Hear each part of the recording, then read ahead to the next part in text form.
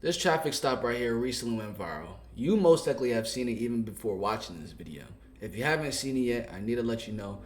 It's gonna get graphic. It's gonna get violent, so there's gonna be certain parts I need to cut out just for YouTube purposes. But overall, man, like, it's just absolutely disgusting, not gonna lie. Because you're gonna see in this video right here, these cops use just like an excessive amount of force. They punched the dude in the face, grabbed him to his ground, pushed him to the ground, grabbed his head, smushed his head into the ground when he didn't even ever lift a finger. Never lifted a finger or anything like that. It's wild.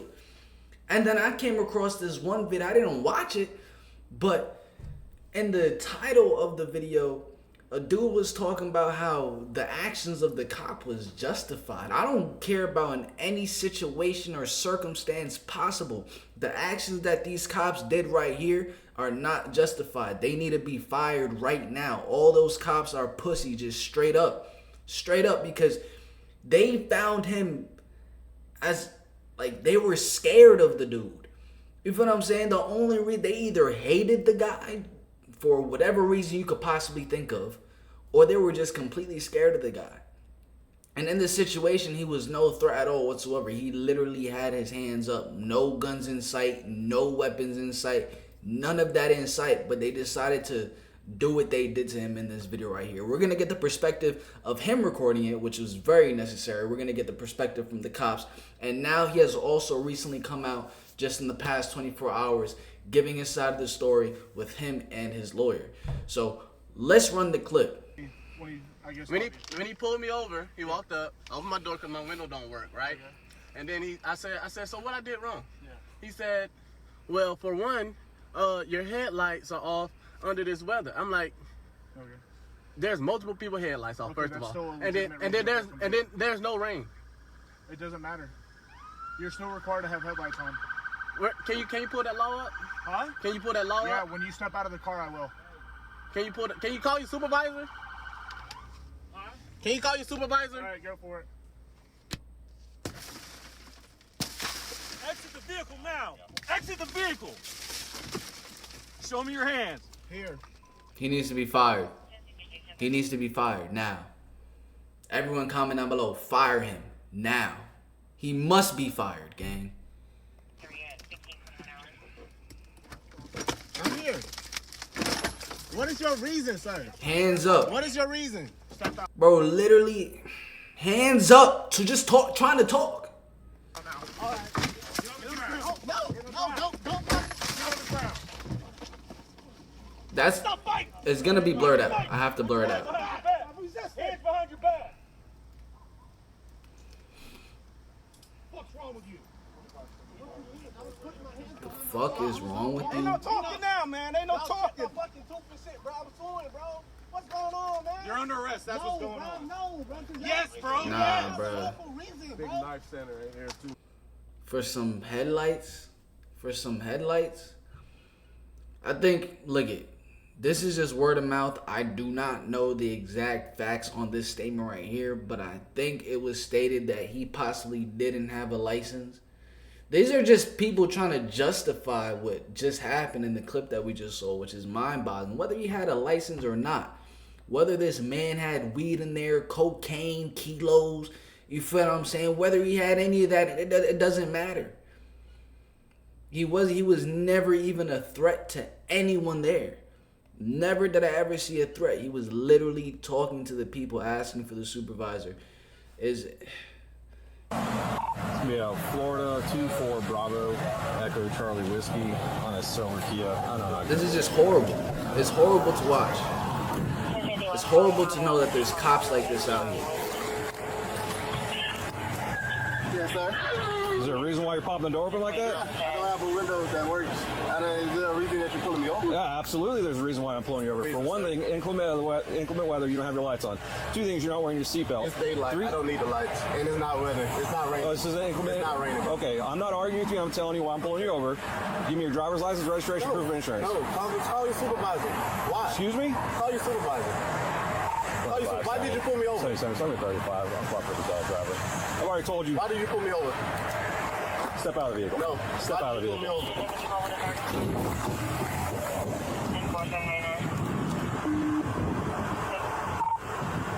25-second. For 9-4, the driver just slammed the door and locked it. Yep. Unit 25-7, unit 1050 at West Palm and Commonwealth. 25 seconds. If anybody responded, come in from Commonwealth, block the vehicle, please. Well, I'm coming West Palm, Commonwealth. I'll be there in a sec. Keep your hands where I can see them, sir. My camera's on too. I've already told you. Okay. Okay. Right now you're under arrest for resisting. You understand? You're under arrest for resisting. He's under arrest for resisting arrest when he never gave the reason for the arrest. That's actually bonkers. That's bonkers. The longer you take us on, the worse it's going to be.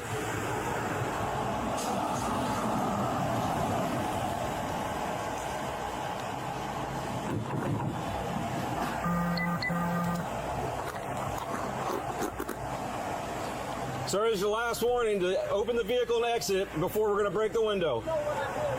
Open the door and exit or we are going to break the window. Open the door and exit or we are going to break the window.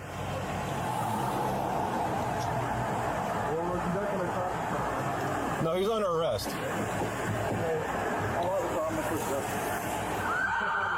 Hey, I'm about to break the window. I'm about to break the window. All right, go for it.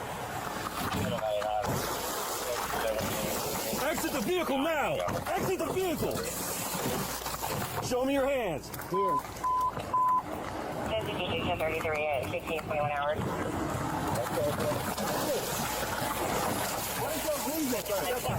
What is your reason? Step out now. Don't Bro, what? The New York Post. Bro, this video of like the New York Post is like low key, like it's not. After ignoring multiple requests to exit the vehicle, which is true, he ignored multiple requests to exit the vehicle, but the officer also ignored requests as to why he's even being arrested. For headlights, that's a reason for an arrest? No, it's not. Cops busted the window, which allowed them to which allowed them to lock the car and not grab him through the window, punch and batter his face through the window. You feel what I'm saying? Come on. Alright, see, this is where we're gonna have to, move a little forward for YouTube purposes. Yes, bro. Yes. No reason, bro. You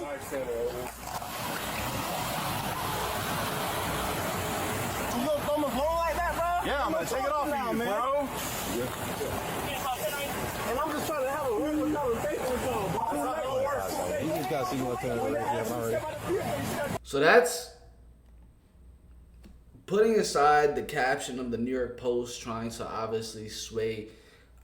Obviously, they're going to cover up for the government and the cops and stuff like that. No matter which way you look at it, cut it, slice it, or dice it, punching the dude in his face, smashing his face to the ground, he even ended up bleeding at the end of the situation. Like, he's leaking from his face at the end of the situation.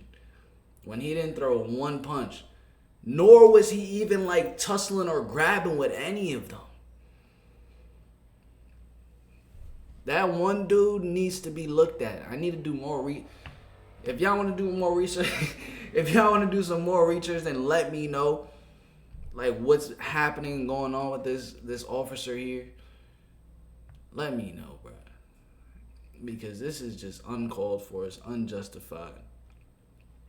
So they've been going on news outlets speaking their mind. I want to watch this video first.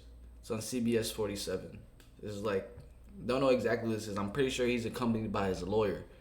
Speaking, and his lawyer is basically being his mouth. You feel what I'm saying? Speaking for him. Let's hear what they have to say. You can see he had a fractured tooth.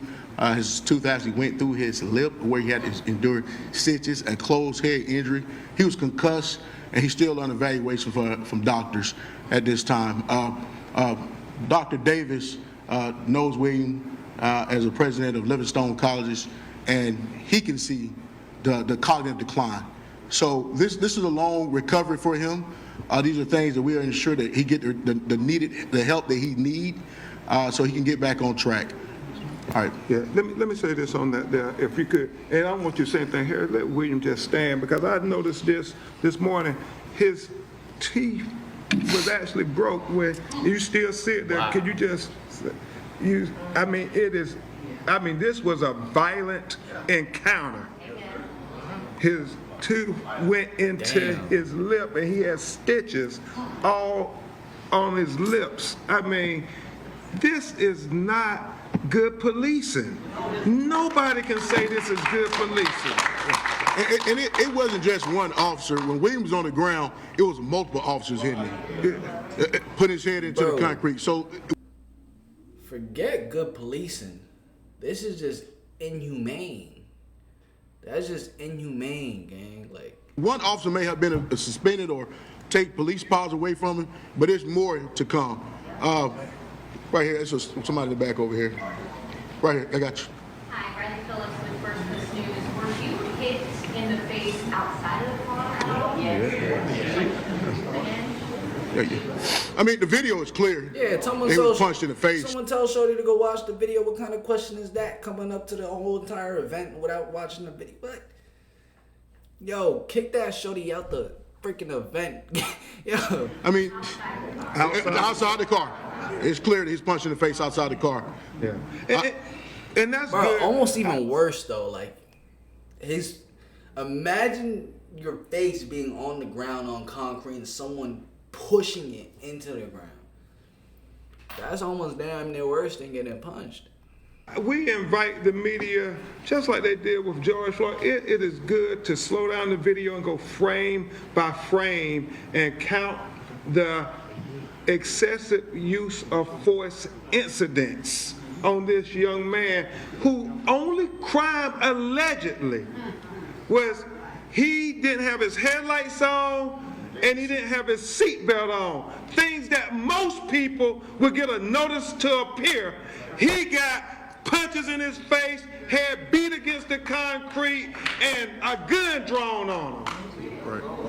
That is excessive, and the most. Nah, this dude is just. This cop right here is despicable, gang. He was just waiting, bro. Bro, despicable. Look at him. Look at the dude.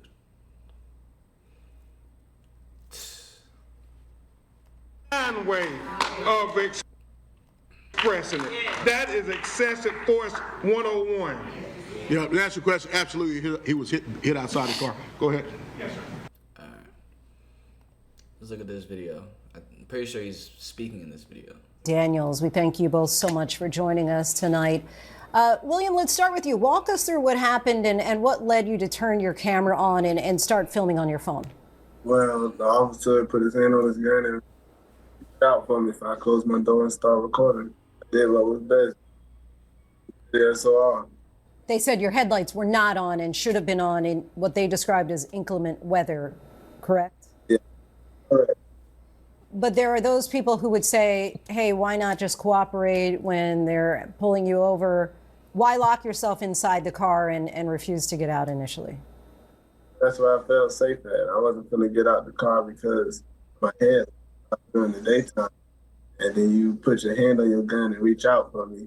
I fear for my life. And I know how officers of JSO are towards black men here in Jacksonville. What went through your mind at that moment when the deputy broke your window and punches you in the face as you sit in the car? I was surprised. I was scared, frightened. I grew up being told. That's why that officer is so scared.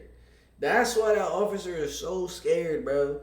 Reaching for his gun and doing all of that. You gotta realize, dude literally ate that punch like nothing. Like, ate it. His punches ain't doing shit. It was him on the ground. Whoever was pushing his face, that's where all the other stuff came in. The other dude is just a weak man. That officers protect us, but that wasn't the case. How did you feel when you heard the sheriff say that the state's attorney's office found no criminality in the deputy's actions? I haven't been listening to the sheriff. Criminality.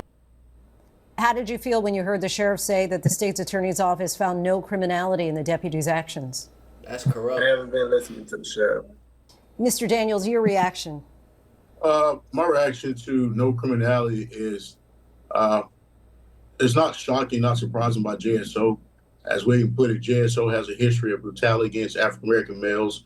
We have represented multiple people against JSO, and it always starts some type of pretext or stop, like a seatbelt infraction, which is a civil violation, $15 fine, and in some cases leading to young men being killed, some been savagely beaten. So I echo what William was saying, who's afraid of JSO. JSO has a brutal history of treating young African Americans very harsh and using unlawful use of force.